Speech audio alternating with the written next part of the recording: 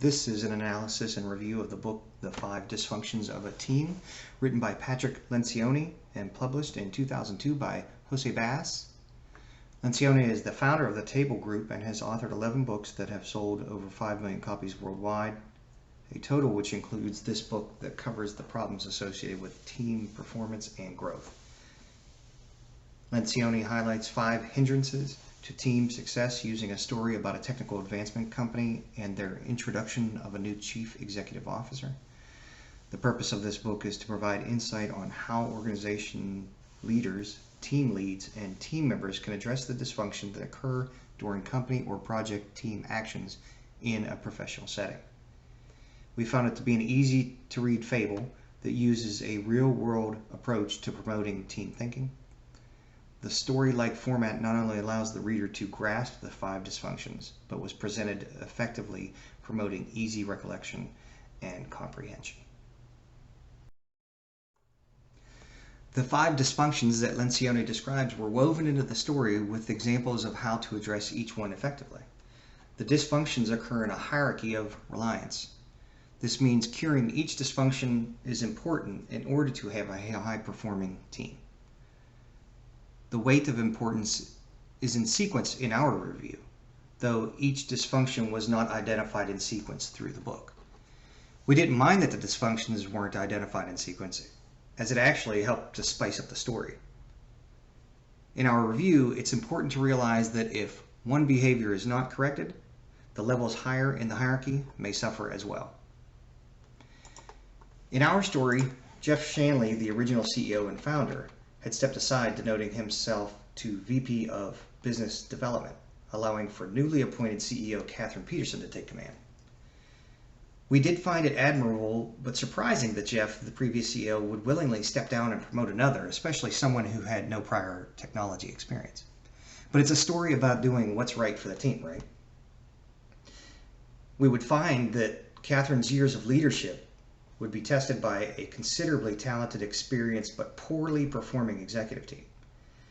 In the first few weeks, Catherine attended as many meetings and interactions between the members of the executive team, allowing Jeff to continue his typical day-to-day approach. During this time, Catherine merely monitored and documented, if only in her mind, the behaviors, approach, and relationships within the group. The business was struggling, and though they had on paper the best team talent and most experienced group when compared to their competition, they were not achieving their sales and revenue goals. Catherine would move on to schedule a few days off-site with the executive team so they detach from the business and navigate through the dysfunctions of the team. Our first dysfunction, and the most important toward building proper structure, is absence of trust.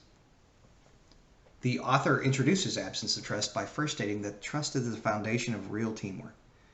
With absence of trust, team members fail to understand and don't feel free to express themselves to one another. Even before leaving for the off-site team event, Catherine's decision-making had been questioned, where she asked Martin to reschedule a sales visit that conflicted with the scheduled off-site team event. Catherine handled it nicely, but set the tone letting others know she was in charge.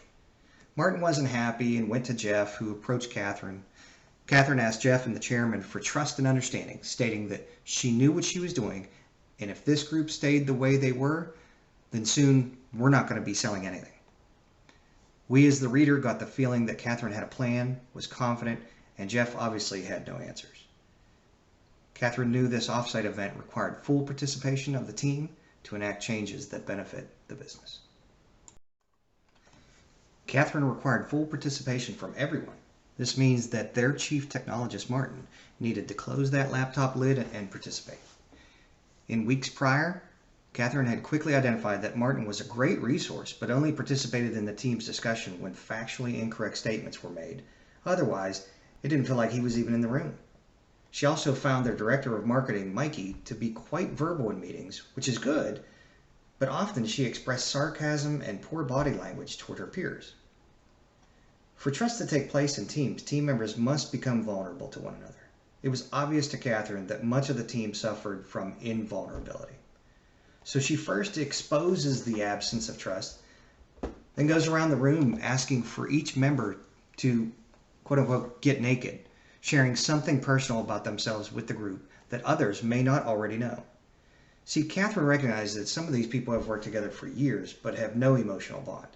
They see each other as more of an object they deal with at work rather than a person who they share experiences, history, or likeness.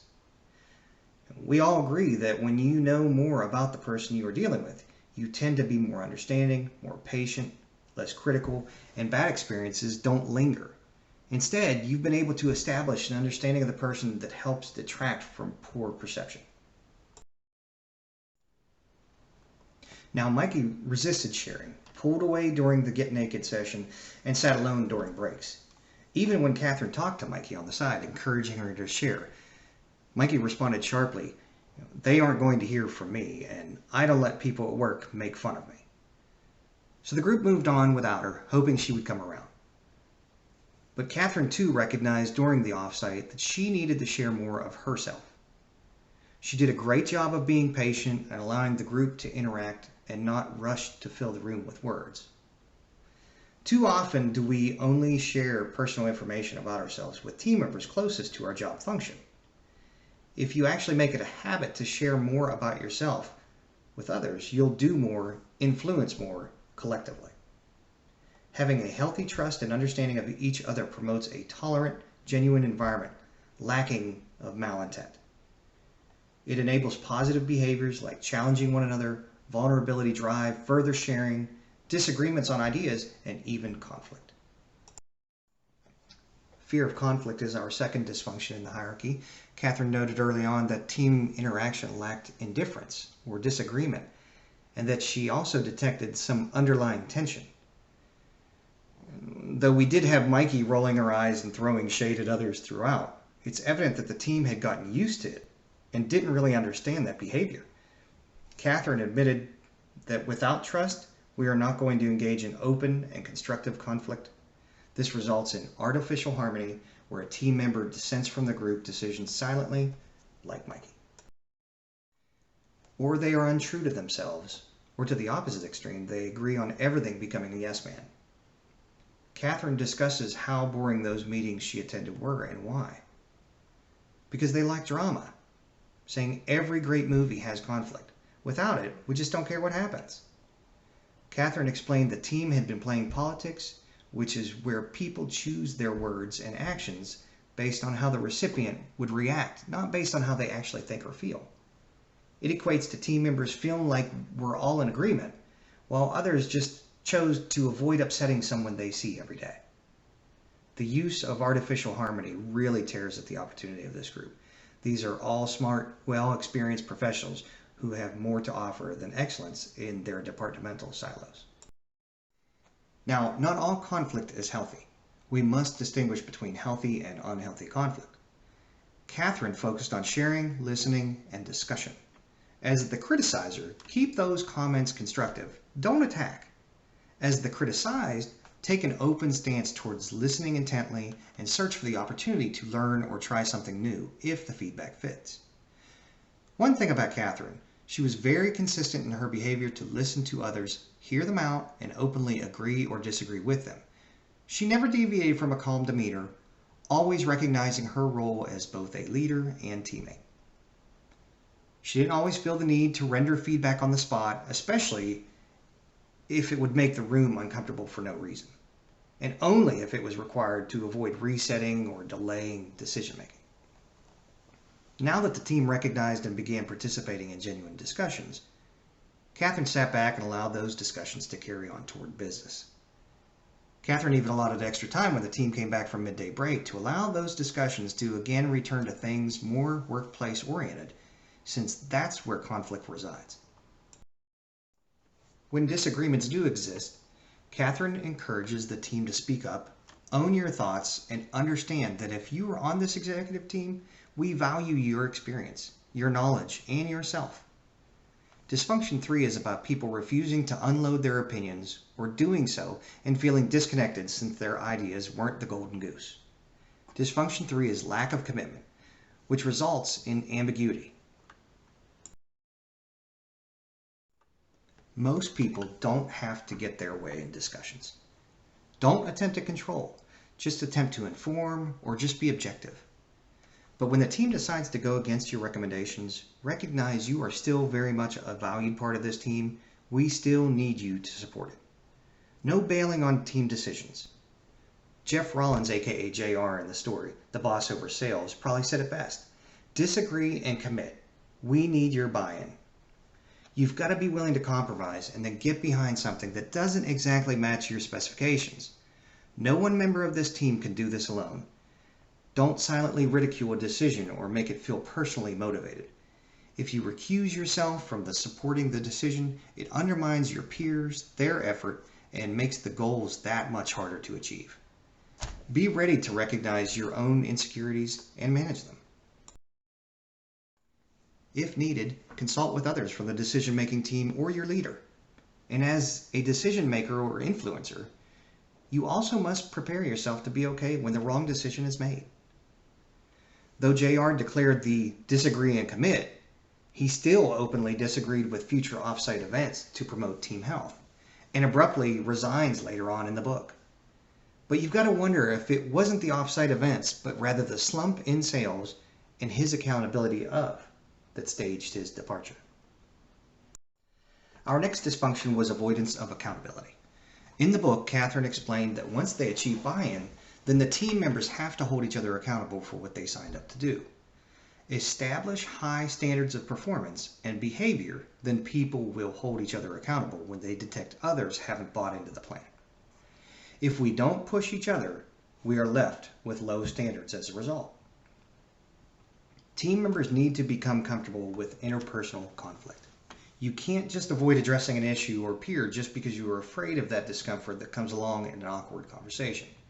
For example, prior to his departure, JR openly admitted that he takes on a lot of requests, but he also admitted if that request doesn't get him closer to a sale, he blows it off. That's a total game breaker, and probably the reason why JR resigned abruptly. You can't just agree to tasks and not finish them. Doing so minimizes the group's trust in you, deprecates the respect held in the group for one another, and undermines collective goal achievement. To avoid this scenario, you've got to implement a level of standards and conduct acceptable to the group. The leader should encourage participation always. The leader should be available and aware of uncomfortable conversations that need to occur. But not every conversation needs to be uncomfortable. I know we all dread those, but it's healthy and helpful. Mikey's a clear example of accountability for her actions. From day one, Mikey's been a poor teammate, one who provides unconstructive criticism and negative body language instead of really sharing with others. Prior CEO Jeff should have had this uncomfortable problem ironed out a long time ago. There was no reason that type of behavior should have been allowed. Catherine noted that behavior was a problem, but even then didn't want to lose a talented Mikey from marketing in the process. But we all know Mikey's reign of terror had to end, whether that was through regular coaching by Catherine or by resignation. Mikey chose the latter of the two, leaving her role in hopes of other opportunities. But Mikey's departure was best for the team anyway. Her poor behavior had lingered too long to the point where other team members found it acceptable, which is never the case. Removing Mikey from the team was what was best for the team, which brings us to our final dysfunction: inattention to results. Catherine recognized that each team member had their own goals, and many times those goals superseded the goals of the team. Early on, we read that Nick silently felt that his team was inferior to him, almost demanding the title of COO, though he also admitted his value to the group was minimized due to poor revenues restricting his ability to target growth and acquisitions. Martin was found sarcastic and absent in meetings. Jan was defensive. Mikey was a disaster. And each behavior could be considered gathering individual recognition at the expense of others. When you are a part of a team, you leave your ego at the door. No one person's ego and status in the group is more important than the team's ego. Every team member should be focused on the result. Jan from finance and Carlos from customer support both felt they were consultants with the company, since they had no vision outside the success of their own department. Team members need to be connected and their value brought and considered with each decision. The leader needs to set the tone, reward and recognize real contributions toward group goals. And those goals need measured at time of project kickoff. And if there's any deviation that affects the original goals, we again need to measure to ensure we accurately measure our success rate. We all are in this together. Members need to know that we will not abandon, we will respect you, and we win this race together. Teamwork comes down to practicing a small set of principles and embracing a common set of goals and objectives in a consistent, persistent, and disciplined manner. Successful teams recognize inadequacies and focus on overcoming these natural tendencies via trust, conflict, commitment, accountability, and staying results focused. We, the reviewers, really like this book. The 5 Dysfunctions of a Team is written in an easy-to-read way and presents well through the story. This book avoids being mundane and avoids the approach that the author is preaching at you. It provides not only the 5 dysfunctions, but it adds usable tools to address the dysfunctions and not allow them to flourish. We find that trust is the foundation of high-performance teamwork, but it's also critical to have open lines of communication with everyone on the team, allowing for the flow of healthy ideas, inclusion, and accountability. The next few slides capture non-narrated personal critiques about the details within the book.